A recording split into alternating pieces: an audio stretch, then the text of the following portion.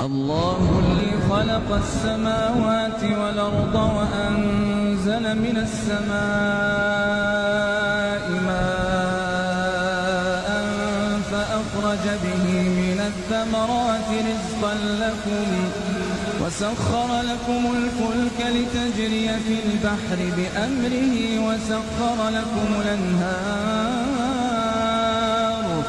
وسخر لكم الشمس والقمر دائبين وسخر لكم الليل والنهار وآتاكم من كل ما سألتموه وإن تعدوا نعمة الله لا تحصوها إن الإنسان لظلوم كفار.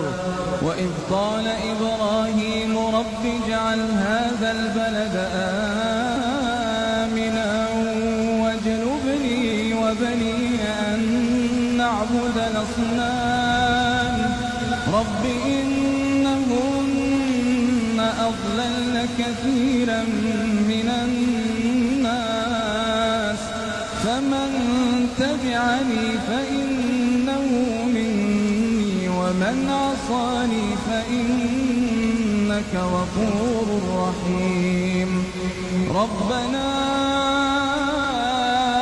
إني أسكنت من ذريتي بواد غير ذي زرع عند بيتك المحرم ربنا ليقيموا الصلاة تجعل أفئدة من الناس تهوي إليهم وارزقهم من الثمرات لعلهم يشكرون.